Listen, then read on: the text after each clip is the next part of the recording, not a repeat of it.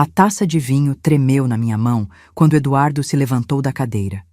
O barulho do garfo batendo no cristal cortou o ar da sala de jantar como um anúncio solene, e algo no meu peito, algum instinto primitivo que eu não sabia que possuía, começou a gritar que aquilo não era normal.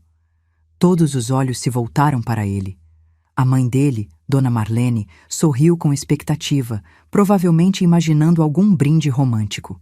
O pai, seu Antônio, ajeitou os óculos curioso.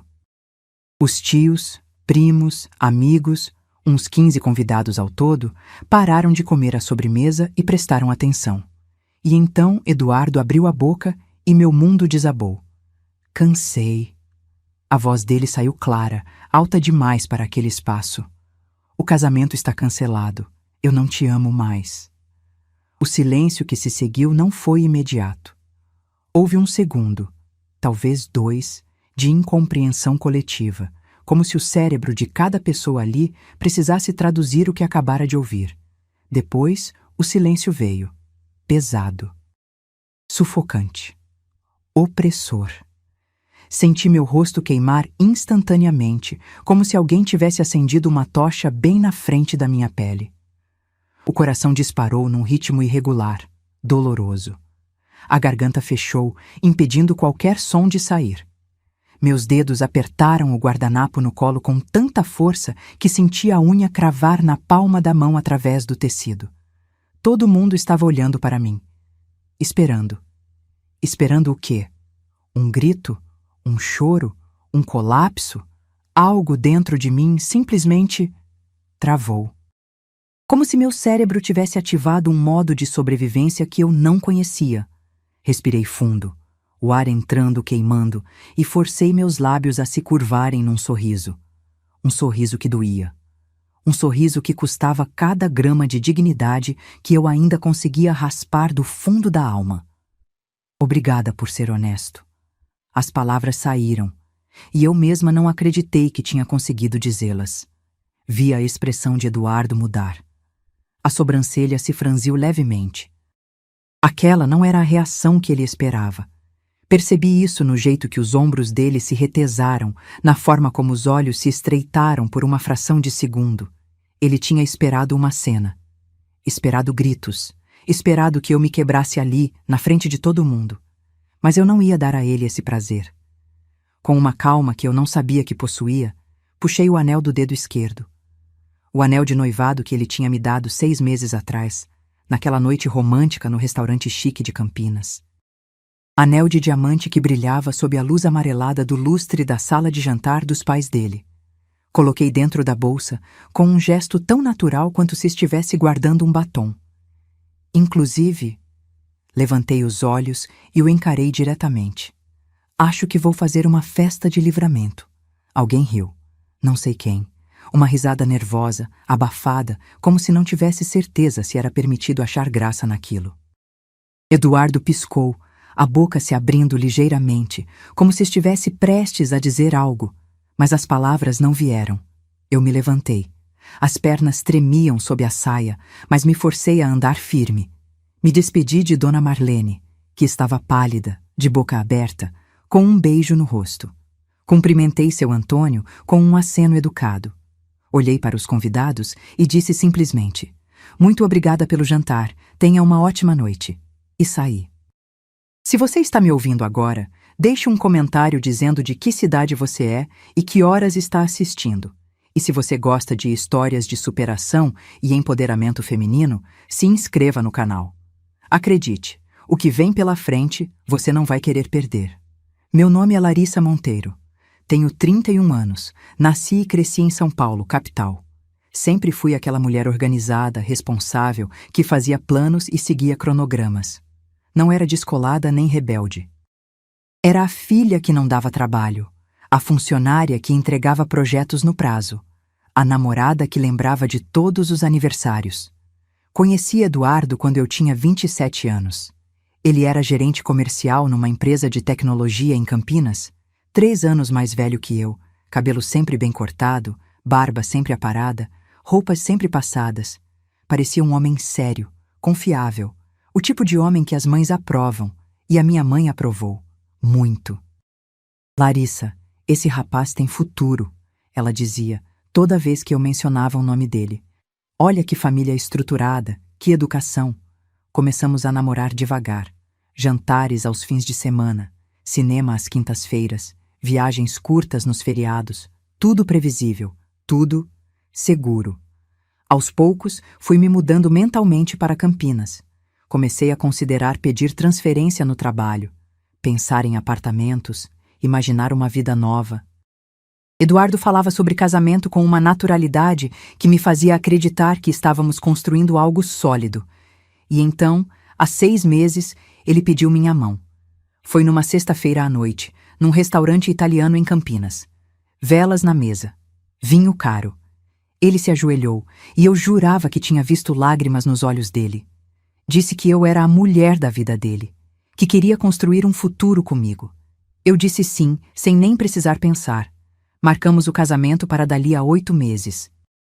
Escolhemos o salão, contratamos fornecedores, mandamos os convites. Eu estava empolgada, mas também exausta.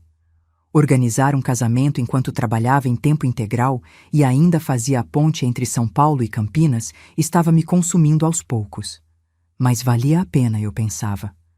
Valia a pena porque logo estaríamos casados e toda aquela loucura terminaria e começaríamos nossa vida juntos de verdade. Eu deveria ter prestado mais atenção aos sinais. As primeiras rachaduras começaram pequenas, sutis, do tipo que você só percebe quando já é tarde demais. 3 meses antes do casamento, Eduardo começou a ficar distante. Respondia minhas mensagens com demora. Quando eu ligava, ele sempre parecia ocupado. Trabalho, amor, você sabe como é. Eu sabia, ou pelo menos fingia saber. Ele começou a cancelar encontros. Reunião de última hora. Cliente difícil. Preciso ajudar meu pai com uns papéis. Eu entendia, ou fingia entender. E então começaram as pequenas críticas. Comentários soltos, jogados no meio de conversas casuais que grudavam em mim como farpas invisíveis. Você está um pouco estressada ultimamente, né? Cuidado com o tom de voz, Larissa. Você soa agressiva. Será que você não está exagerando? Parece meio dramática. Eu comecei a duvidar de mim mesma. Será que eu estava estressada? Será que eu estava sendo dramática? Será que o problema era eu? 2 semanas antes do casamento, fui até Campinas passar o fim de semana com ele. A ideia era finalizar detalhes do evento, conferir decoração, experimentar o menu com o buffet, coisas práticas, coisas de casal. Mas Eduardo estava estranho, irritado, impaciente.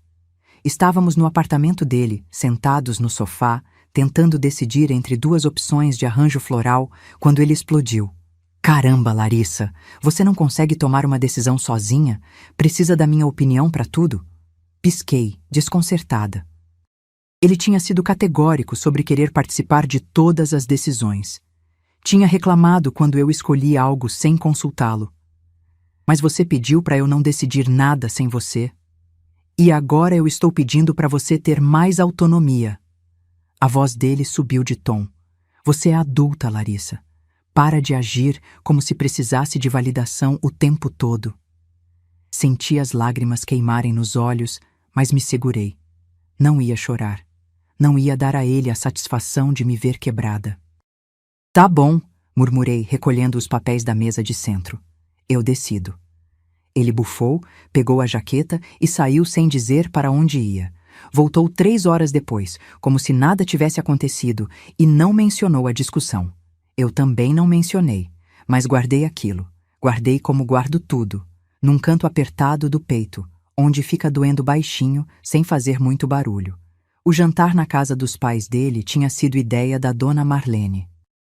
Queremos reunir a família antes do grande dia, ela disse animada no telefone. Vai ser uma coisa íntima, só parentes e amigos próximos. Eduardo confirmou a presença dele e a minha sem nem me perguntar antes. Mas eu não liguei. Afinal, eram os pais dele. Era importante. Cheguei no sábado à tarde, dirigindo sozinha desde São Paulo porque Eduardo tinha dito que estava ocupado e não podia me buscar. 3 horas de estrada, trânsito pesado na Anhanguera, calor escaldante. Cheguei cansada, mas arrumada. Vestido azul marinho, maquiagem leve, cabelo preso num coque baixo. A casa estava cheia quando entrei. Música ambiente tocando baixinho, cheiro de assado no ar. Dona Marlene me recebeu com um abraço, mas percebi algo estranho no olhar dela. Algo que não consegui decifrar. Eduardo estava na varanda, conversando com os amigos. Quando me viu, acenou de longe, mas não veio me cumprimentar. Estranhei, mas não disse nada. Fui até a cozinha ajudar Dona Marlene, como sempre fazia. O jantar foi servido às 20 horas. Mesa enorme, toalha branca, pratos de porcelana, talheres de prata. Tudo impecável. Tudo formal demais para uma reunião íntima. Sentei ao lado de Eduardo. Ele mal olhou para mim durante a entrada. Respondia quando eu perguntava algo, mas com monossílabos. Sim. Não. Depois a gente vê. Eu tentei ignorar a sensação de que algo estava errado. Tentei me concentrar na comida, nas conversas ao redor, nas risadas dos convidados, e então veio a sobremesa. Pavê de chocolate, meu favorito. Eu tinha acabado de dar a primeira colherada quando Eduardo se levantou e bateu o garfo no copo. E o resto você já sabe. O trajeto até o carro foi uma eternidade. Cada passo parecia pesar toneladas. Sentia os olhares cravados nas minhas costas, atravessando o vestido, perfurando a pele. Ouvia sussurros abafados, palavras soltas que não conseguia decifrar completamente, mas que sabia que eram sobre mim. Abri a porta do carro, entrei, fechei. Coloquei o cinto, liguei o motor. Tudo no piloto automático, como se meu corpo soubesse o que fazer mesmo quando minha mente estava completamente desligada. Foi só quando saí da rua, quando virei na avenida principal e a casa dos pais dele desapareceu pelo retrovisor, que desabei. O choro veio violento. Soluços que sacudiam meu corpo inteiro. Lágrimas que embaçavam a visão e me forçavam a encostar no acostamento. Encostei, desliguei o carro e deixei sair. Chorei por mim. Pela humilhação, pela dor, pelo ridículo. Mas também chorei, de alívio. E isso me assustou. Porque no fundo, bem no fundo, uma parte de mim, uma parte pequena, abafada que eu tinha enterrado há meses, estava gritando: "Você está livre." Enxuguei as lágrimas com as costas da mão, respirei fundo 3 vezes e voltei para São Paulo. Cheguei em casa, já passava de meia-noite. Morava sozinha num apartamento pequeno na Zona Oeste, um lugar que eu tinha comprado com muito esforço anos atrás e que ia vender para morar com Eduardo em Campinas. Agora, entrando naquele espaço que era só meu, senti um alívio estranho, confuso, misturado com dor. Tirei o vestido, joguei no canto do quarto, vesti um pijama velho e me joguei na cama. O celular vibrou na mesinha de cabeceira. Olhei a tela. Mensagens de amigos próximos que estavam no jantar. Mensagens cheias de: "Meu Deus, Larissa, você está bem? O que aconteceu?" Não respondi. Não tinha forças. Desliguei o celular e apaguei. Acordei no domingo com os olhos inchados e a cabeça latejando. Fui até a cozinha, fiz café, sentei na mesinha da varanda e finalmente liguei o celular. 43 mensagens não lidas. Comecei a ler, uma por uma. Algumas eram de solidariedade genuína. Amigas próximas dizendo que estavam ali se eu precisasse. Minha mãe, desesperada, querendo saber o que tinha acontecido, pedindo para eu ligar com urgência. Outras mensagens eram curiosas. Gente que mal conhecia perguntando detalhes. Conhecidos distantes querendo saber a versão completa da história. E então vi uma mensagem de Júlia. Júlia era amiga de infância, trabalhava em Campinas, conhecia o primo de Eduardo. A gente não se falava tanto quanto antes, mas ainda mantínhamos contato. A mensagem dela era curta, direta e destruidora. "Larissa, preciso te contar uma coisa. Liga para mim quando puder." Disquei o número dela com as mãos tremendo. Júlia atendeu no segundo toque. "Oi, amor." A voz dela estava carregada, como se estivesse escolhendo as palavras com cuidado. Você está bem? Estou. Menti. O que você precisa me contar? Houve uma pausa. Eu fiquei sabendo de algumas coisas. Sobre o Eduardo. Ela respirou fundo. Ele vinha comentando com os amigos há semanas que você era instável, que tinha medo de terminar o noivado porque você ia fazer um escândalo. Meu estômago revirou. Como assim? A voz saiu baixa, quase um sussurro. Ele dizia que você era controladora, ciumenta, que ele não aguentava mais, mas tinha medo da sua reação. Júlia pausou. Larissa, ele estava construindo uma narrativa. Para que quando ele terminasse na frente de todo mundo, as pessoas achassem que ele tinha motivos, que era justificável. Sentia a bile subir na garganta. Ele planejou aquilo? Planejou. A voz dela saiu firme, sem hesitação. E esperou que você surtasse. Esperou que você chorasse, gritasse, fizesse uma cena. Porque aí ele poderia apontar e dizer: viram? Eu avisei que ela era assim. As lágrimas voltaram, mas dessa vez não eram de tristeza. Eram de raiva. Raiva pura, ardente, que queimava cada célula do meu corpo.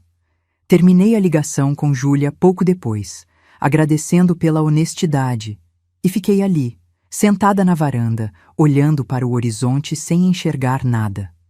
Eduardo não tinha terminado comigo por não me amar mais. Eduardo tinha orquestrado uma humilhação pública. Tinha transformado o fim do nosso relacionamento num espetáculo. Tinha esperado que eu quebrasse para validar a narrativa dele. Mas eu não quebrei. E agora? Agora, ele não sabia o que fazer comigo. Passei o domingo inteiro tentando processar o que Júlia tinha me contado. Sentada no sofá, com uma xícara de chá frio esquecida na mesinha de centro, eu relia nossa conversa no WhatsApp como se as palavras fossem mudar de sentido a cada nova leitura. Mas não mudavam. Eduardo tinha planejado tudo. Cada palavra, cada gesto, cada segundo daquela humilhação tinha sido cuidadosamente calculada. Eu me lembrava de como ele tinha se levantado no jantar. A postura ereta, a voz clara, o tom ensaiado, como se estivesse apresentando uma proposta de negócios, não destruindo uma vida. Meu celular vibrou novamente, mais mensagens, mais gente querendo saber, comentar, opinar. Coloquei o telefone no modo avião e tentei respirar. Mas minha mente não parava. Girava, girava, girava, revisitando cada momento dos últimos meses. Cada comentário dele, cada crítica sutil, cada vez que me fez questionar minha própria sanidade. Você está exagerando. Você está sendo dramática. Cuidado com o tom de voz. Ele estava me preparando, me moldando, criando a personagem que ele precisava que eu fosse quando chegasse o momento do grande espetáculo. Senti náusea. Na segunda-feira fui trabalhar. Não porque estava bem, mas porque ficar em casa, sozinha com meus pensamentos, parecia pior. Trabalho numa empresa de consultoria de marketing, em Pinheiros. Lugar pequeno, equipe enxuta, ambiente descontraído. Meus colegas já sabiam o que tinha acontecido. Redes sociais funcionam rápido demais. E todos foram delicados demais comigo. Demais. Carla, minha gerente, me chamou na sala dela no meio da tarde. Larissa, você tem certeza de que está pronta para estar aqui? Os olhos dela estavam cheios de preocupação genuína. Ninguém ia te julgar se você precisasse de uns dias. Estou bem, Carla. Forcei um sorriso. Sério, trabalhar me distrai. Ela não pareceu convencida, mas acenou e me deixou ir.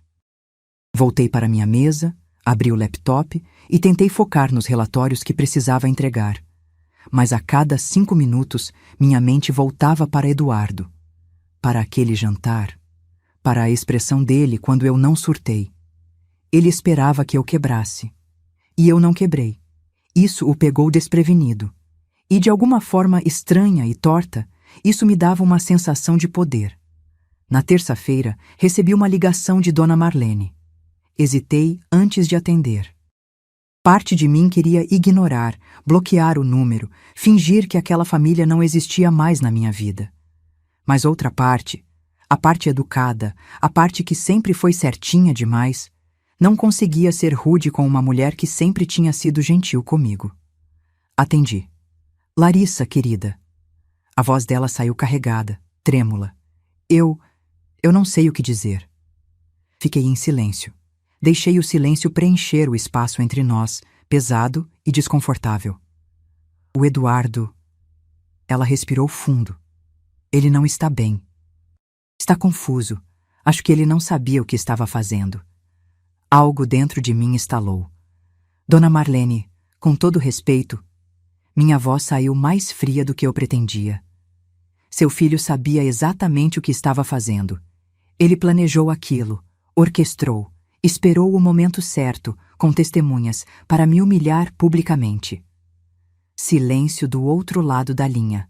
Larissa, eu... Não. Cortei, firme. Eu não vou aceitar que vocês pintem isso como um surto, como um momento de fraqueza dele. Eduardo não é vítima aqui. Eu sou. Ouvi um soluço abafado. Eu sei. A voz dela saiu pequena, quebrada. Eu sei, querida. E eu sinto muito. Muito mesmo. Terminamos a ligação pouco depois. Não com raiva, não com rancor, mas com uma clareza cristalina. Eu não ia deixar ninguém reescrever essa história. Naquela mesma noite, fiz algo que vinha evitando há dias.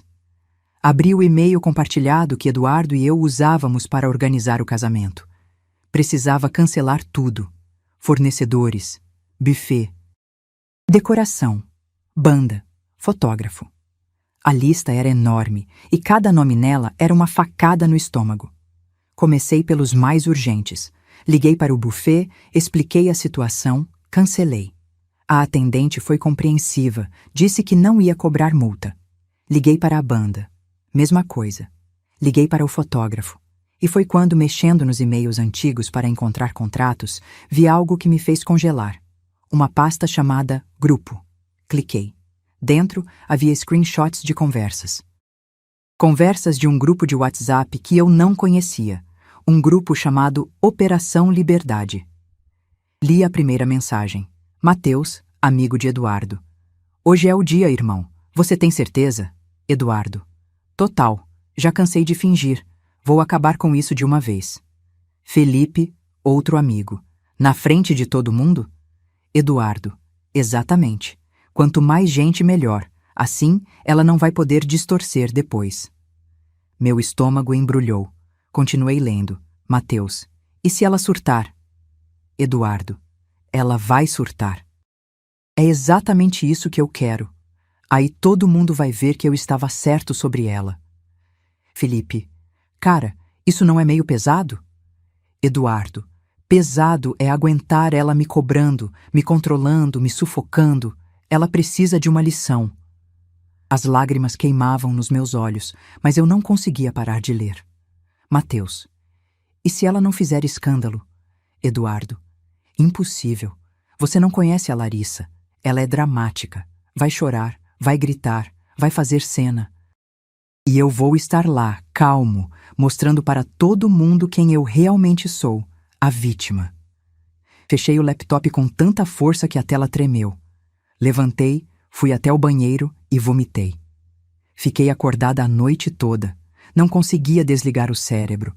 As palavras dele ecoavam na minha cabeça como um disco arranhado, repetindo, repetindo, repetindo. Ela precisa de uma lição. Ela é dramática. Eu sou a vítima. Eduardo não tinha terminado comigo porque não me amava. Eduardo tinha terminado comigo como um ato de poder, como uma forma de me controlar mesmo depois de sair da minha vida, como uma forma de garantir que, se eu tentasse contar minha versão, ninguém acreditaria, porque afinal eu era a dramática, a instável, a que fez escândalo. Mas eu não fiz escândalo, e isso o deixou sem roteiro. Na quarta-feira, acordei com uma clareza que não sentia há semanas. Eu não ia deixar Eduardo vencer. Não ia deixar ele me definir, me controlar, me silenciar. Se ele queria uma narrativa, eu ia dar uma narrativa para ele. mas ia ser a minha, não a dele. Peguei o celular e liguei para Júlia. Júlia, você ainda tem contato com aquelas pessoas que estavam no jantar? Tenho. Por quê? Porque eu preciso que a verdade seja contada, e eu preciso de aliados. Júlia ficou em silêncio por um segundo. Larissa, o que você está planejando? Respirei fundo. Estou planejando retomar minha narrativa.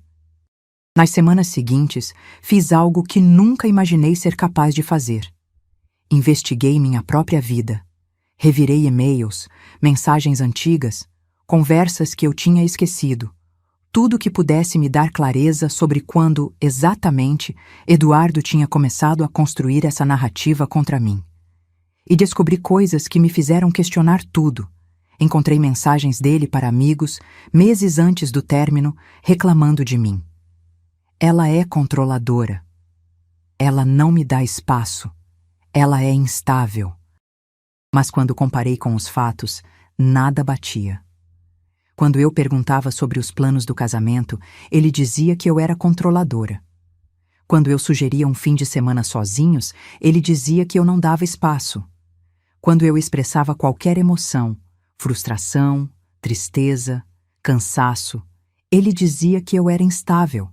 Ele estava me gaslighting, por meses, talvez anos, e eu tinha acreditado nele.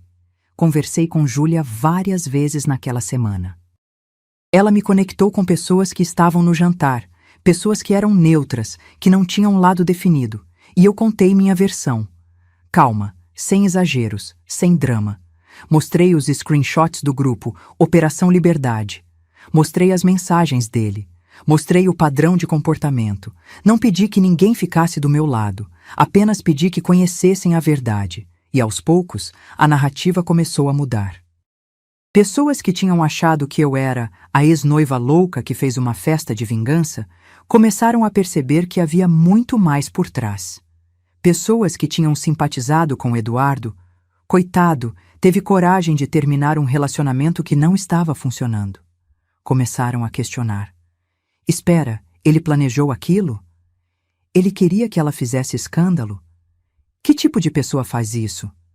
E o mais importante, eu não precisei gritar, não precisei acusar, não precisei fazer drama. A verdade falou por si. 3 semanas após o jantar, tomei uma decisão. Eu ia fazer a festa de livramento. Não para provocar Eduardo, não para me vingar, mas para retomar minha narrativa, para transformar aquilo que deveria ter sido o dia mais humilhante da minha vida em algo meu, algo que eu controlava. O salão já estava pago, os fornecedores, na maioria, já estavam contratados. Eu só precisava mudar o propósito. Liguei para o buffet. Oi, aqui é a Larissa. Eu tinha cancelado o casamento, lembra? Sim, claro, como posso ajudar? Eu quero reativar a reserva. Mas não vai ser um casamento, vai ser uma festa de livramento. A atendente ficou em silêncio por 2 segundos, e então riu. Uma risada genuína, calorosa. Você sabe que eu vou adorar fazer parte disso? A notícia da festa se espalhou rápido, muito rápido. Amigos me ligavam, curiosos, incrédulos, alguns preocupados. Larissa, você tem certeza? Larissa, isso não vai piorar as coisas? Larissa, e se ele aparecer? Mas eu estava decidida. Mandei os convites, não para todo mundo, apenas para pessoas que realmente importavam. Amigos verdadeiros, familiares que me apoiavam, colegas de trabalho que tinham me acolhido naqueles dias difíceis, e deixei claro, aquela festa não era sobre Eduardo, era sobre mim. Nos dias que antecederam a festa, tive momentos de dúvida. E se fosse um erro? E se as pessoas achassem ridículo? E se eu me arrependesse? Mas toda vez que a dúvida batia, eu voltava para aqueles screenshots, para aquelas mensagens. Ela precisa de uma lição. E lembrava, eu não estava fazendo isso por vingança. Estava fazendo isso porque merecia retomar minha própria história. A semana antes da festa foi caótica. Não pela organização. Ironicamente, todos os fornecedores que eu tinha contratado para o casamento toparam manter os serviços. mas pelo turbilhão emocional que vinha em ondas imprevisíveis. Tinha momentos em que eu me sentia forte, determinada, como se estivesse finalmente tomando as rédeas da minha vida. E tinha momentos em que eu me sentia patética, questionava tudo. Me perguntava se não estava sendo impulsiva demais, dramática demais, se não estava dando exatamente a Eduardo o que ele queria, uma confirmação de que eu era instável. Nesses momentos, eu voltava para os screenshots, lia de novo, e de novo, e de novo. Ela precisa de uma lição. E lembrava, eu não estava sendo dramática, estava sendo estratégica. Na quinta-feira, uma semana antes da festa, recebi uma ligação de um número desconhecido. Atendi com cautela. Alô? Larissa? A voz era masculina, hesitante. Demorei 2 segundos para reconhecer. Felipe, um dos amigos de Eduardo, um dos integrantes do grupo Operação Liberdade. Meu corpo inteiro se retesou. Felipe, minha voz saiu fria. O que você quer? Silêncio do outro lado. Depois, uma respiração profunda. Eu queria pedir desculpas. As palavras saíram rápidas, atropeladas, como se ele tivesse ensaiado, mas estivesse perdendo a coragem. Pelo que aconteceu. Pelo que nós fizemos. Sentei na beirada do sofá, o coração acelerado. Você está me ligando para pedir desculpas? Agora? 3 semanas depois? Eu sei que é tarde. Eu sei que não muda nada. Ele pausou. Mas eu preciso que você saiba que eu não concordava com aquilo. Com o plano dele. Eu tentei convencer o Eduardo a não fazer, mas ele estava decidido. Senti a raiva ferver. Se você não concordava, por que não me avisou? As palavras saíram mais altas do que eu pretendia. Por que não me mandou uma mensagem? Um aviso? Qualquer coisa? Porque eu sou covarde. A voz dele saiu pequena, envergonhada. Porque eu não quis me indispor com o Eduardo. Porque eu achei que você daria conta. Porque... Ele suspirou. Porque eu fui um covarde. Fiquei em silêncio, processando. Larissa, você não merecia aquilo. E eu sinto muito. De verdade. Desliguei. Não porque estava com raiva. Bem, estava, mas não era só isso. Desliguei porque não tinha energia para perdoá-lo. Não ainda, talvez nunca. Mas algo naquela ligação mexeu comigo. Felipe tinha sido covarde, sim, mas pelo menos tinha tido coragem de admitir, de reconhecer. Eduardo, até agora, não tinha dito uma palavra. No sábado, 6 dias antes da festa, aconteceu algo que eu não esperava. Estava no mercado, comprando coisas aleatórias para a semana, quando esbarrei com Mateus, o outro amigo de Eduardo, o que tinha chamado o plano de Operação Liberdade. Ele me viu primeiro. Os olhos se arregalaram e por um segundo achei que ele fosse virar e sair correndo. Mas ele não saiu. Veio até mim. Larissa, a voz dele saiu tensa. Posso falar com você? Olhei ao redor, certificando-me de que estávamos num lugar público, movimentado. Assenti. Rapidamente. Ele respirou fundo, passou a mão pelo cabelo, parecia genuinamente desconfortável. Olha, eu sei que você provavelmente me odeia, e tem todo o direito, mas eu preciso te dizer uma coisa.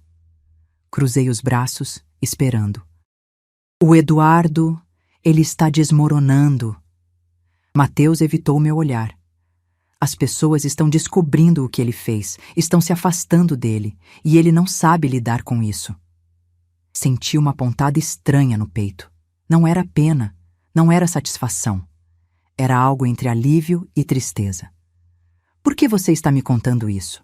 Perguntei, genuinamente curiosa. Porque ele finalmente me encarou. Porque talvez você devesse saber.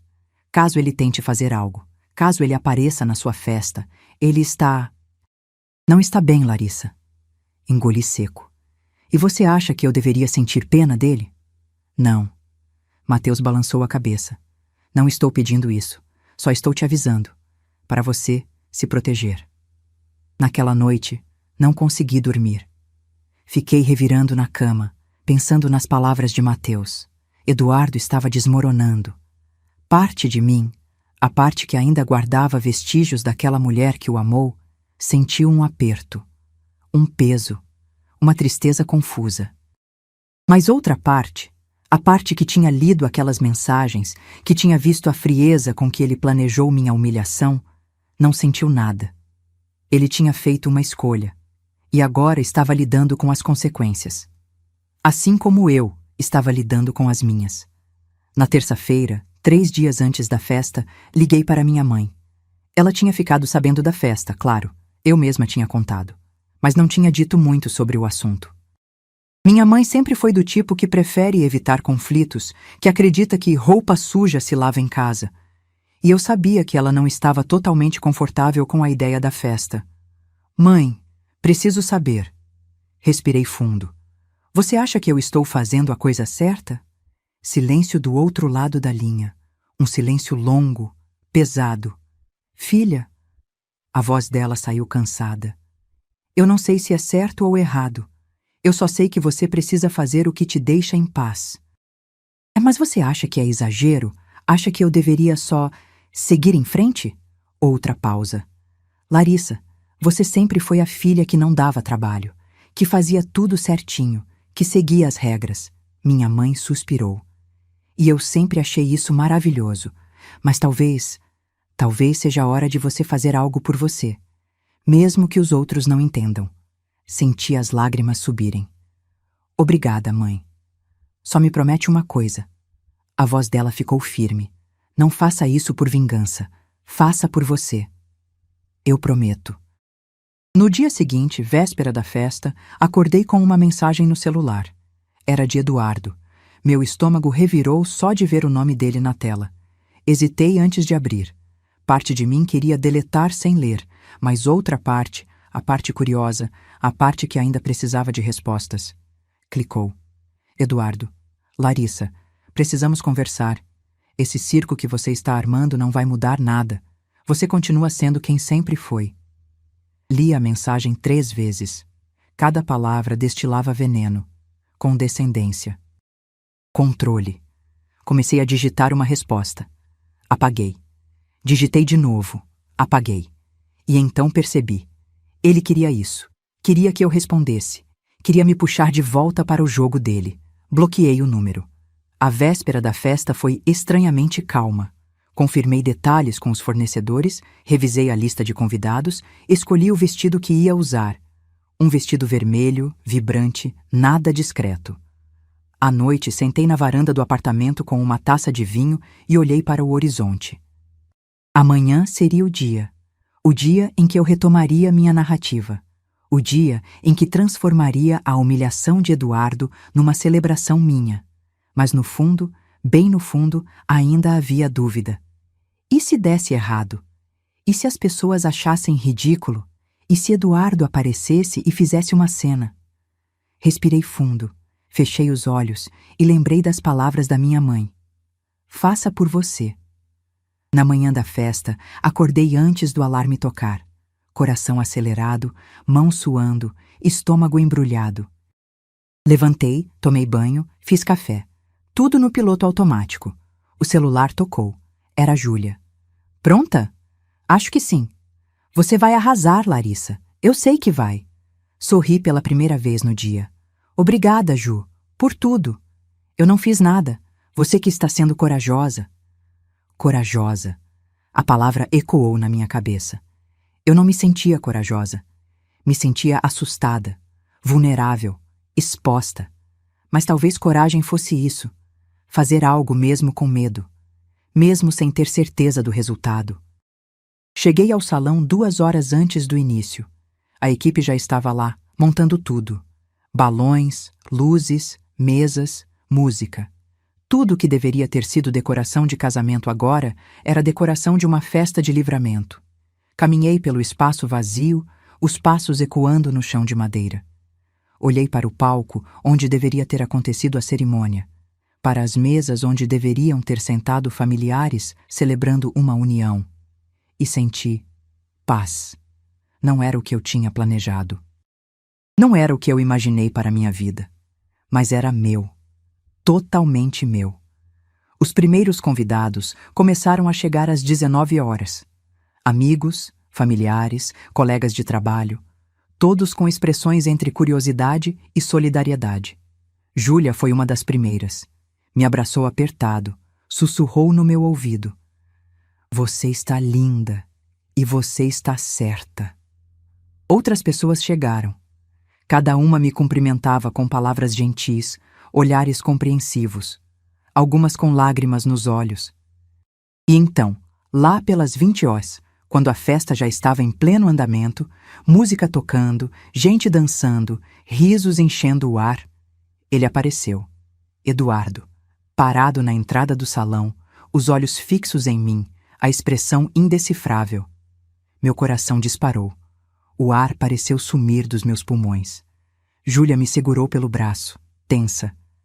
"Quer que eu chame segurança?" Olhei para Eduardo. Ele não se moveu. Apenas me encarou, como se esperasse que eu fosse até lá. Que eu fizesse uma cena. Que eu desse a ele o show que ele sempre esperou. Respirei fundo e virei as costas. Continuei conversando com as pessoas ao meu redor. Continuei sorrindo, continuei celebrando. Ignorei Eduardo completamente. Depois de 5 minutos, que pareceram eternos, ele foi embora. E eu continuei na minha festa, na minha celebração, na minha vida. A festa durou até tarde. Gente dançou, bebeu, riu, chorou.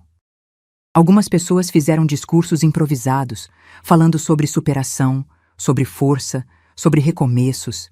E quando tudo terminou, quando a última pessoa foi embora e eu fiquei sozinha no salão vazio, sentei numa das cadeiras e chorei. Não de tristeza, de alívio. Porque eu tinha conseguido.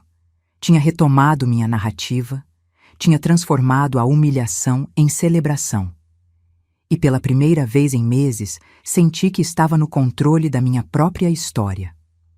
Os dias após a festa foram estranhos. Silenciosos. Como se o mundo tivesse pausado para respirar depois de um furacão. Voltei à rotina. Trabalho, academia, mercado, casa.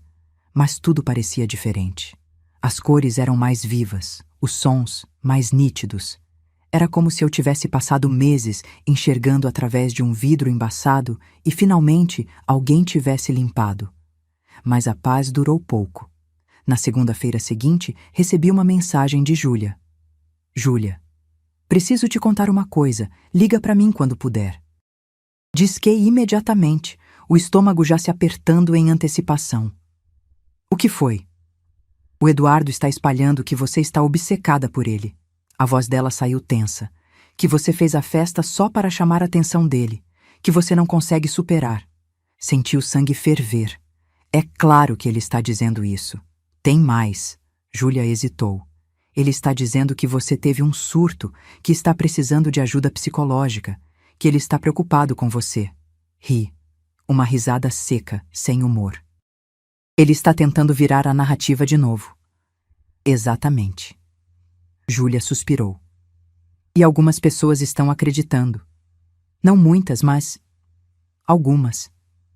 Desliguei o telefone e fiquei olhando para a parede do meu quarto. Eduardo não ia desistir. Ele não podia aceitar que eu tinha saído daquela situação com a cabeça erguida. Precisava me destruir de alguma forma, mesmo que fosse através de mentiras, mas dessa vez eu estava preparada. Liguei para Carla, minha gerente no trabalho. Ela tinha se tornado uma aliada inesperada nos últimos tempos, sempre me apoiando, sempre me lembrando que eu era mais forte do que imaginava. "Carla, preciso de um conselho." Respirei fundo. "O Eduardo está espalhando mentiras sobre mim, dizendo que estou obcecada, que tive um surto. Como eu lido com isso?" Houve uma pausa do outro lado. "Você tem provas do que ele fez?" A voz dela saiu profissional, direta. "Tenho. Screenshots de conversas, mensagens, testemunhas. Então documente tudo." "Absolutamente tudo." Carla falou devagar, como se estivesse me passando instruções precisas. "Não reaja publicamente. Não se defenda em redes sociais. Deixe que as pessoas que importam conheçam a verdade. E se ele continuar, você considera medidas legais. Medidas legais. Não tinha pensado nisso. Você acha que é necessário? Espero que não. Carla suspirou. Mas é bom estar preparada. O que ele está fazendo é difamação, Larissa, e você tem direito de se proteger. Passei a semana seguinte fazendo exatamente o que Carla tinha sugerido, documentando tudo. Salvei todas as mensagens, todos os e-mails. Fiz backup dos screenshots do grupo Operação Liberdade. Anotei datas, horários, contextos. Conversei com pessoas que tinham presenciado comportamentos dele, pedindo que escrevessem relatos caso fosse necessário. Não estava fazendo isso por vingança. Estava fazendo por proteção. Porque percebi algo importante. Enquanto eu estava tentando seguir em frente, Eduardo estava travado, preso na narrativa que ele mesmo tinha criado. E quanto mais as pessoas descobriam a verdade, mais ele precisava me desacreditar para manter sua versão. Ele não estava preocupado comigo, estava preocupado com a própria imagem. Na quinta-feira, recebi uma ligação inesperada. Era de Dona Marlene. Atendi, cautelosa. Larissa. A voz dela saiu cansada, derrotada. Eu preciso te pedir uma coisa. Fiquei em silêncio, esperando. Pare com isso. As palavras saíram rápidas, quase suplicantes. Pare de espalhar essas histórias sobre o Eduardo. Ele é meu filho, ele está sofrendo. Senti algo se partir dentro de mim. Não de tristeza, mas de desapontamento. Dona Marlene. Minha voz saiu mais controlada do que eu esperava. Eu não estou espalhando histórias. Estou contando a verdade. E se o Eduardo está sofrendo, é porque ele está lidando com as consequências das próprias ações. Mas você não precisa destruí-lo. A voz dela subiu de tom, carregada de emoção. Você não precisa fazer isso com ele. Eu não estou fazendo nada com ele. Respirei fundo, tentando manter a calma. Eu só estou me protegendo, estou me defendendo das mentiras que ele está espalhando sobre mim. Silêncio. Dona Marlene, eu sempre tive muito respeito pela senhora, mas seu filho tentou me destruir publicamente, planejou isso. E agora que a verdade está vindo à tona, vocês querem que eu fique quieta? Querem que eu aceite ser difamada para proteger a imagem dele? Ele é meu filho. A voz dela quebrou. E eu sou filha da minha mãe. Senti as lágrimas queimarem, mas não deixei cair. E minha mãe não criou uma mulher que aceita ser humilhada em silêncio. Terminei a ligação. Sentei no sofá, as mãos tremendo, o coração disparado. Sabia que aquela conversa tinha sido necessária, mas ainda doía. Porque, no fundo, eu tinha gostado de Dona Marlene. Tinha imaginado que ela seria minha sogra, que faríamos parte da mesma família, mas a família dela estava protegendo o filho, e eu estava protegendo a mim mesma, e às vezes essas duas coisas não podem coexistir. No fim de semana, me encontrei com um grupo de amigas. Mulheres que eu conhecia há anos, que tinham me acompanhado durante todo o relacionamento com Eduardo, que tinham visto a festa de livramento e me apoiado incondicionalmente. Estávamos num café em Pinheiros, tarde de sábado, sol entrando pelas janelas de vidro, cheiro de café fresco no ar. Paula, minha amiga desde a faculdade, se inclinou sobre a mesa, os olhos brilhando com uma mistura de preocupação e admiração. Larissa, você está bem mesmo? De verdade? Tomei um gole do meu cappuccino, sentindo o calor descer pela garganta. Estou. Sorri, e dessa vez foi genuíno. Estou melhor do que estive em muito tempo. Você parece diferente, comentou Fernanda, outra amiga próxima. Mais leve. Era verdade. Eu me sentia mais leve, como se tivesse carregado uma mochila de pedras por anos e finalmente tivesse permissão para deixá-la no chão. Eu acho que... Pausei, procurando as palavras certas. Eu acho que passei tanto tempo tentando ser a mulher que o Eduardo queria que eu fosse, que esqueci quem eu realmente era. Paula assentiu, compreensiva. E agora? Agora eu estou reaprendendo. Sorri. Estou reaprendendo a confiar em mim mesma, a ouvir minha própria voz, a não me desculpar por existir. Fernanda estendeu a mão sobre a mesa e segurou a minha. Eu estou orgulhosa de você, Larissa. Do jeito que você lidou com tudo isso. Muita gente teria desmoronado. Senti as lágrimas subirem, mas dessa vez deixei. Lágrimas de gratidão, de alívio, de reconhecimento. Obrigada, sussurrei, por estarem aqui, por não me julgarem, por acreditarem em mim. Sempre. Paula apertou minha outra mão. Sempre estaremos aqui. Naquela noite, sozinha no apartamento, tomei uma decisão. Ia me mudar, não para fugir, não para me esconder, mas para recomeçar. São Paulo tinha se tornado pesada. Cada esquina guardava memórias. O restaurante onde Eduardo tinha pedido minha mão. A rua onde a gente costumava caminhar aos domingos.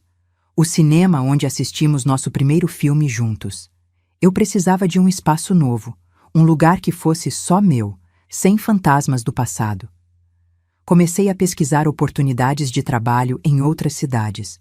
Curitiba chamou minha atenção. Tinha uma filial da empresa onde trabalhava. Clima agradável.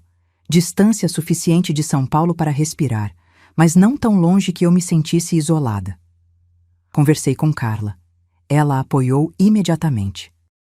Você merece um recomeço, Larissa, e vou fazer o possível para facilitar essa transferência. Nas semanas seguintes, organizei tudo. Coloquei o apartamento à venda, fiz as malas, despedi-me de amigos e colegas. Algumas pessoas não entenderam. Por que você está fugindo? Perguntou meu primo confuso.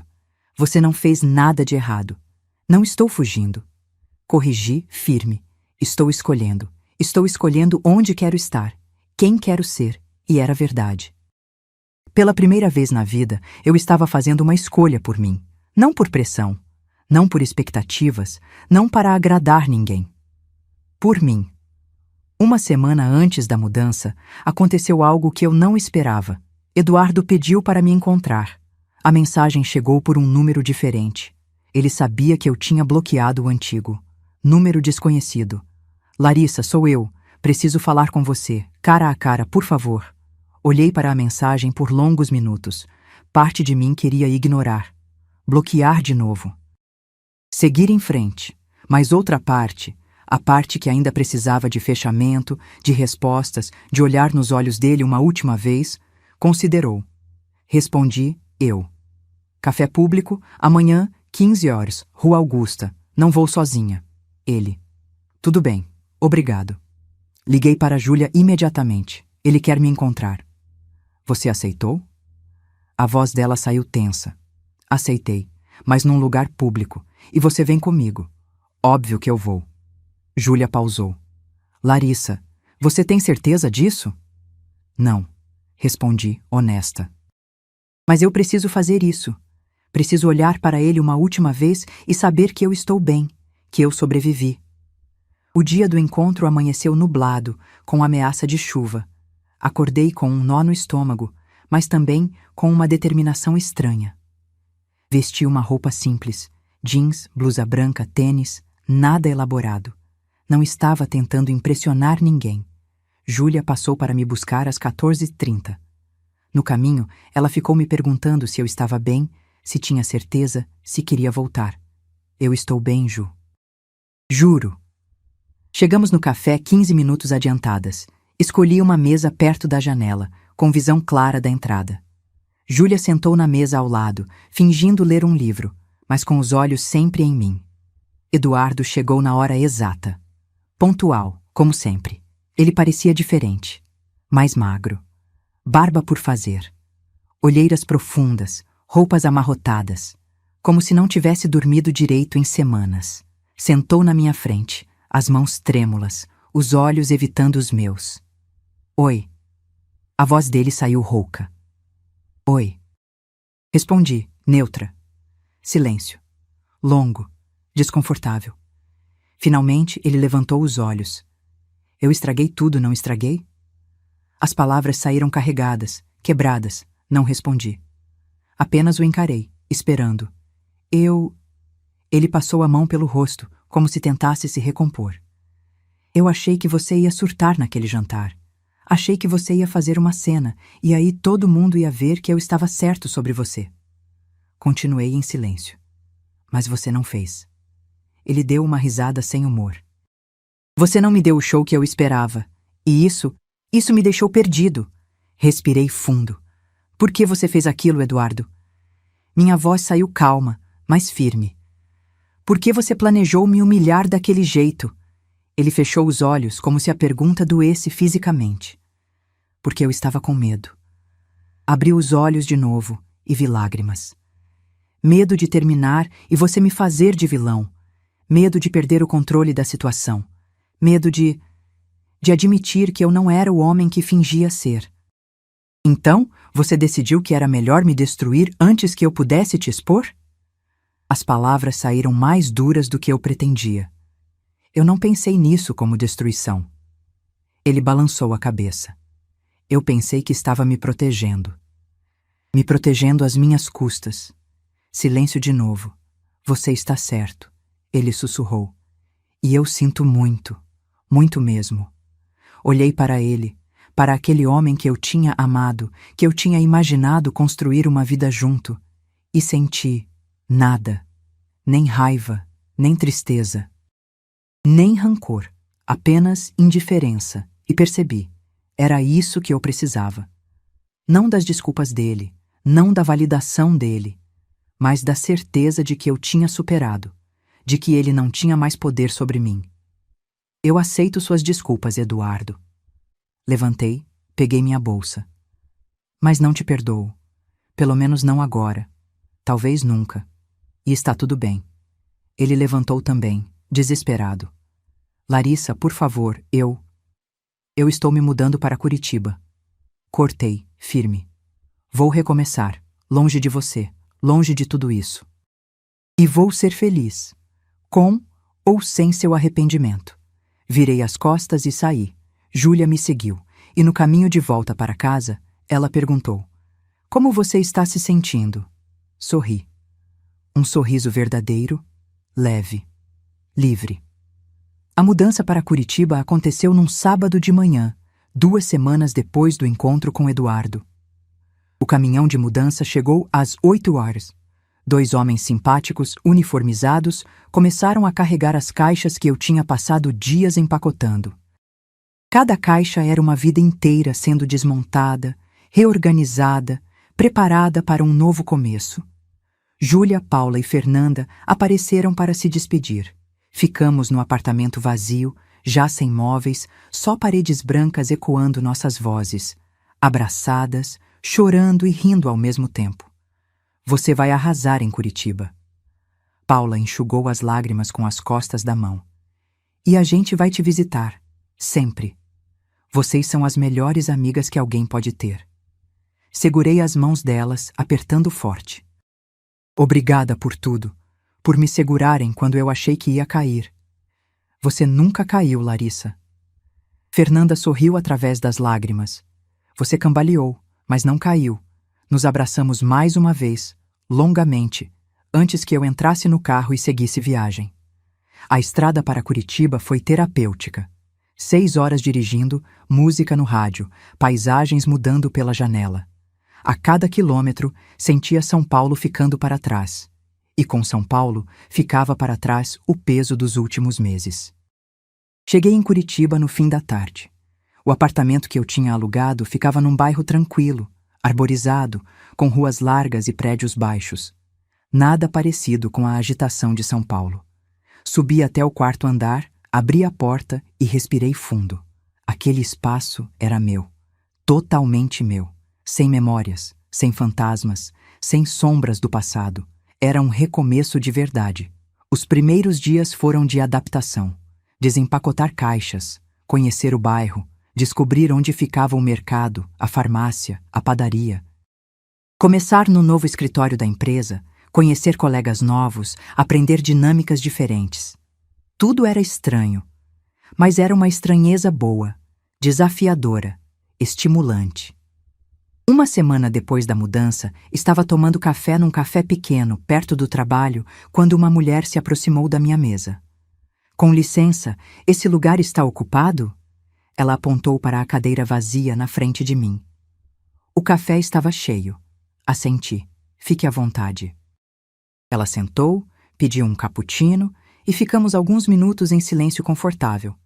Até que ela comentou, casualmente: "Você é nova aqui, né? Nunca te vi por aqui antes." Sorri. "Sou? Me mudei para Curitiba há uma semana."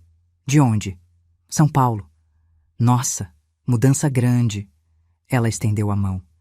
"Eu sou Renata." "Larissa." Apertei a mão dela e assim começou uma amizade inesperada. Renata morava em Curitiba há 10 anos, trabalhava com design gráfico, tinha um cachorro chamado Beethoven e um senso de humor afiado que me fez rir mais naquela manhã do que tinha rido em meses. Saímos do café juntas, trocamos números e nos dias seguintes começamos a nos encontrar regularmente.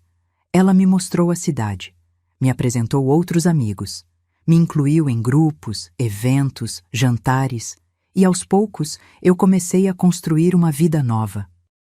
Um mês depois da mudança, estava trabalhando num projeto importante no escritório quando Carla, que agora era minha gerente remota, me ligou. "Larissa, tenho uma proposta para você." Meu coração acelerou. Propostas no mundo corporativo podiam ser boas ou ruins. "Que tipo de proposta?" "A gente está abrindo uma nova divisão aqui em Curitiba. Marketing estratégico para startups. E eu pensei em você para liderar o projeto." Pisquei, processando. "Liderar? Você tem a experiência. Tem a visão. E, sinceramente, acho que você está pronta." Carla pausou. "O que você acha?" Pensei nas últimas semanas, em como tinha me sentido mais confiante, mais centrada, mais eu mesma. "Eu aceito." Carla riu do outro lado da linha. "Ótimo. A gente conversa os detalhes semana que vem." Desliguei o telefone e fiquei olhando para a tela por alguns segundos. Liderança. Responsabilidade. Confiança. Coisas que meses atrás eu teria duvidado que merecia. Coisas que Eduardo teria questionado, minimizado, usado para me fazer sentir pequena. Mas Eduardo não estava mais aqui. Não tinha mais voz na minha vida, e eu estava livre para crescer. 2 meses depois da mudança, numa sexta-feira à noite, recebi uma mensagem de Felipe. Fazia tempo que eu não ouvia falar dele, ou de qualquer pessoa ligada a Eduardo. Felipe: "Larissa, espero que você esteja bem. Só queria te avisar de uma coisa. O Eduardo está em terapia. E está finalmente assumindo responsabilidade pelo que fez. Achei que você deveria saber." Olhei para a mensagem por longos minutos. Senti nada. Não alívio, não satisfação, não raiva, apenas indiferença. Respondi simples, eu. "Espero que ele consiga se curar. De verdade. Mas isso não muda nada para mim. Eu já segui em frente." E era verdade. Eu tinha seguido em frente. Não porque ele tinha se desculpado, não porque ele estava em terapia, mas porque eu tinha escolhido seguir. Com ou sem validação dele. 3 meses depois da mudança, abri meu próprio negócio. Foi algo que surgiu naturalmente. Liderando o projeto de marketing estratégico para startups, percebi que havia uma demanda enorme por consultoria especializada. Pequenos empreendedores que precisavam de direção, mas não tinham orçamento para agências grandes. Conversei com Carla. Ela me apoiou. "Você tem talento para isso, Larissa. E eu acho que você deveria tentar." Foi assustador. Deixar a segurança de um emprego fixo, arriscar, investir em mim mesma. Mas também foi libertador. Chamei a empresa de Recomeço Estratégico.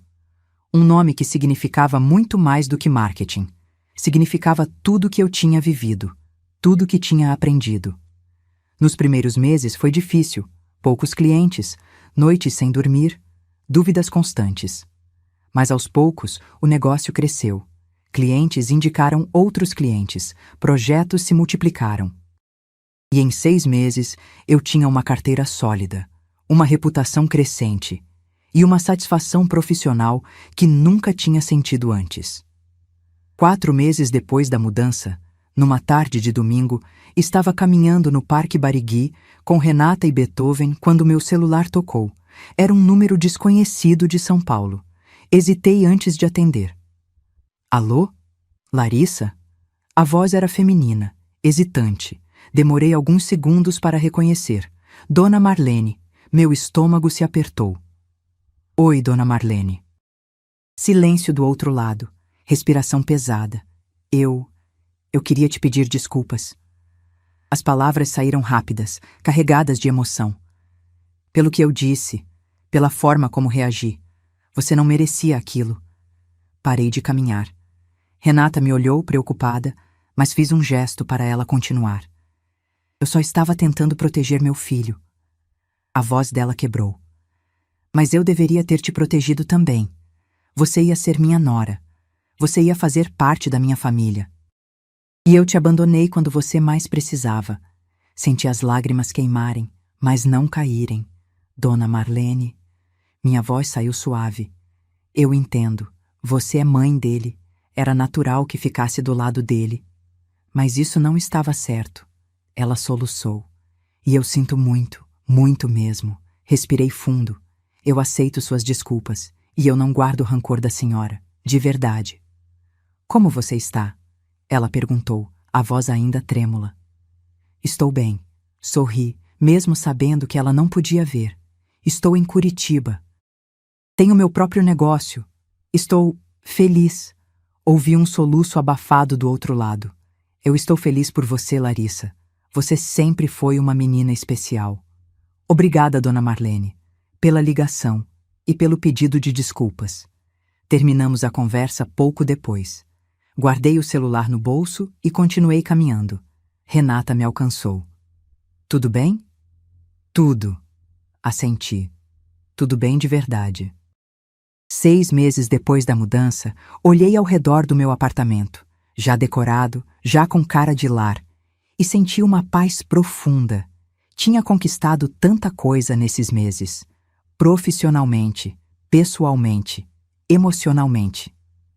Não era a vida que eu tinha planejado.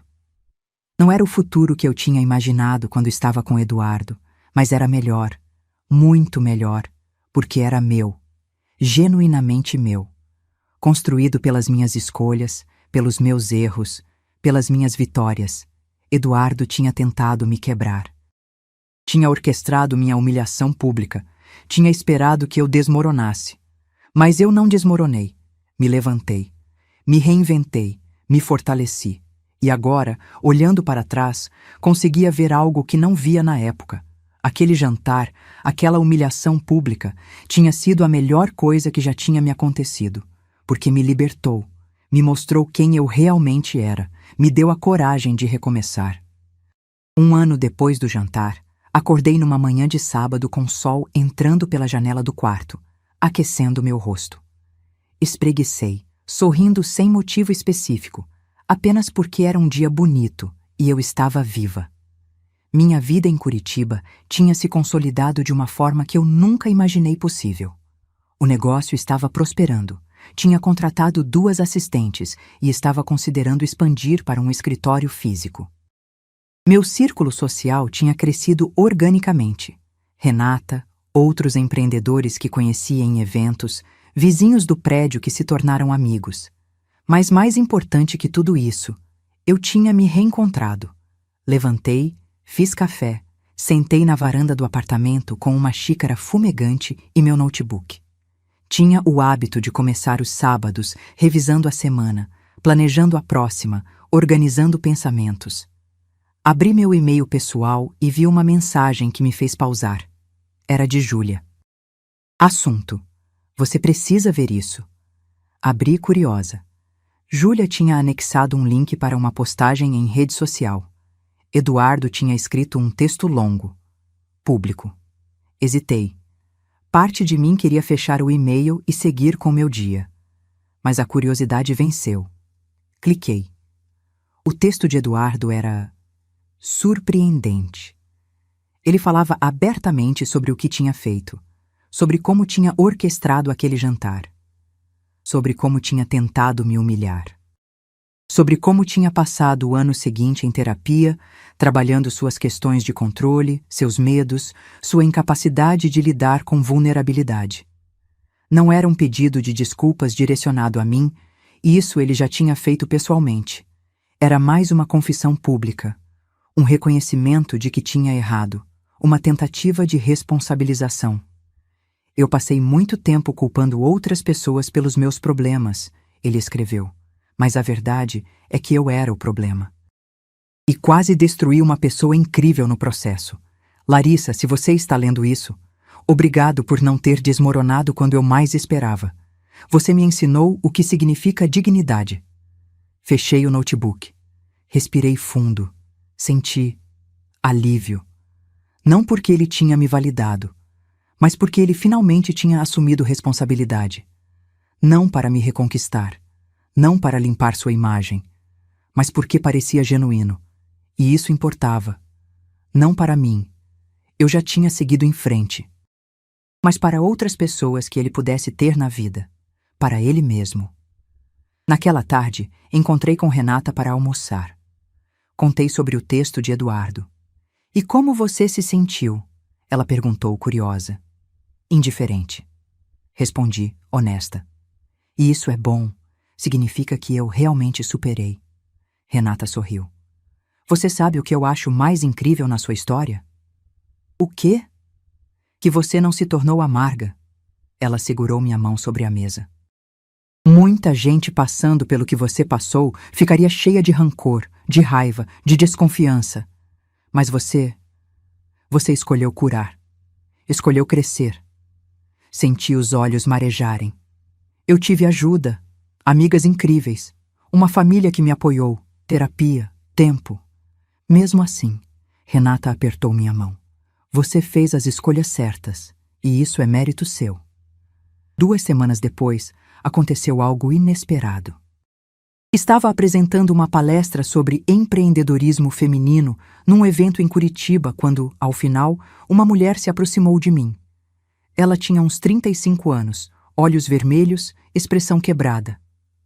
Larissa, eu precisava falar com você. A voz dela saiu trêmula. Eu vi sua história nas redes sociais. O que aconteceu com você e seu ex? Assenti, sem saber onde aquilo ia dar. Eu estou passando por algo parecido. Ela limpou as lágrimas com as costas da mão. Meu noivo está me fazendo de louca. Dizendo que eu exagero tudo, que sou dramática, e eu comecei a acreditar nele. Meu coração apertou. Mas vendo sua história, ela continuou. Vendo como você lidou com tudo, como você se levantou, me deu coragem. Eu terminei com ele ontem. Segurei as mãos dela, apertando com força. Você fez a coisa certa. E vai doer, vai ser difícil, mas você vai sobreviver, você vai crescer, você vai se redescobrir. Ela assentiu, lágrimas escorrendo. Obrigada por compartilhar sua história. Por me mostrar que é possível recomeçar. Nos abraçamos, 2 desconhecidas conectadas por dor e cura, e quando ela foi embora, fiquei ali parada, processando. Minha história tinha virado mais do que minha própria jornada. Tinha se tornado inspiração, força, prova de que era possível se levantar depois de ser derrubado. E isso dava sentido a tudo. Nos meses seguintes, recebi dezenas de mensagens parecidas. Mulheres que tinham passado por situações similares. Que tinham sido manipuladas, gaslighted, humilhadas, que estavam encontrando coragem para sair, para recomeçar. Comecei a responder cada mensagem, a oferecer palavras de encorajamento, a compartilhar recursos, terapeutas, grupos de apoio, artigos sobre relacionamentos tóxicos, e percebi que tinha encontrado um propósito maior. Não era só sobre mim. Era sobre todas nós, todas as mulheres que foram ensinadas a aceitar, a perdoar, a diminuir suas dores para não incomodar. 18 meses depois do jantar, abri um projeto paralelo ao meu negócio. Mentorias gratuitas para mulheres saindo de relacionamentos abusivos. Não era terapia, eu deixava claro que não era profissional da saúde mental. Era mais um espaço de compartilhamento, de escuta. De lembrança de que era possível sobreviver e prosperar. Uma vez por semana, me reunia virtualmente com um grupo de mulheres. Conversávamos sobre limites, autoestima, reconstrução de identidade, planejamento financeiro, estratégias de segurança. E a cada encontro, eu via rostos transformados. Vi mulheres que chegavam quebradas e, sessão após sessão, se fortaleciam, se redescobriam, se levantavam.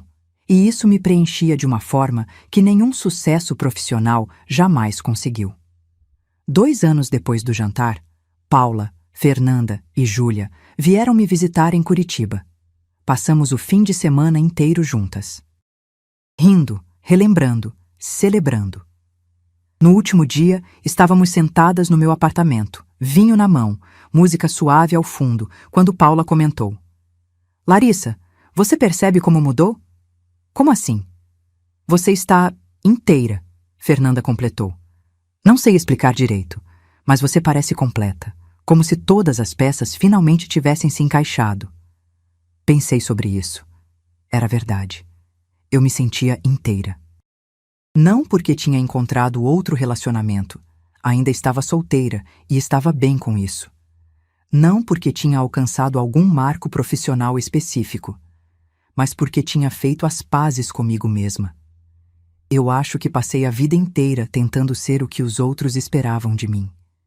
Compartilhei, vulnerável, a filha certinha, a namorada perfeita, a funcionária exemplar. E quando o Eduardo fez aquilo, quando ele me forçou a olhar para mim mesma da forma mais brutal possível, eu percebi que não sabia quem eu realmente era. "E agora você sabe?" Júlia perguntou suave. Sorri. "Agora eu sei. E eu gosto de quem eu sou." Hoje, quando olho para trás, para aquele jantar que deveria ter sido o início de uma vida e se tornou o fim de outra, sinto apenas gratidão. Não gratidão pelo que Eduardo fez, isso nunca. Mas gratidão pela mulher que eu me tornei depois. Aprendi que dignidade não é nunca cair. É se levantar com graça depois que caímos. Aprendi que força não é não sentir dor. É sentir a dor e escolher crescer através dela. Aprendi que recomeços não são fracassos, são oportunidades, presentes disfarçados de perdas. E aprendi, acima de tudo, que eu sou suficiente. Sempre fui, sempre serei. Com ou sem anel no dedo, com ou sem aprovação de outros, com ou sem a validação que passei tanto tempo buscando, eu sou suficiente. Se você chegou até aqui, obrigada por me ouvir, por caminhar comigo através dessa jornada, por me dar espaço para compartilhar minha história. E se você está passando por algo parecido, se está num relacionamento que te diminui, se está sendo manipulada, se está perdendo pedaços de si mesma para fazer alguém feliz, quero que você saiba, você merece mais, muito mais. Você merece ser vista, ser ouvida, ser respeitada. Você merece amor que te eleva, não que te destrói. E se você está com medo de recomeçar, de sair, de ficar sozinha, eu te entendo. Eu também tive medo. Mas do outro lado do medo está a liberdade. E a liberdade, minha querida, vale cada lágrima. Deixe um comentário contando de onde você é, que horas está assistindo, e se essa história tocou você de alguma forma. Eu leio todos os comentários, e sua história importa tanto quanto a minha. E se você gosta de histórias de superação, de mulheres que se levantam depois de cair, de recomeços e empoderamento, se inscreva no canal. Tem vídeo novo todo dia, com histórias reais de mulheres reais que escolheram recomeçar. Você não está sozinha. E você é mais forte do que imagina. Um beijo no coração de cada uma de vocês. E lembre-se, o melhor capítulo da sua vida ainda está por vir.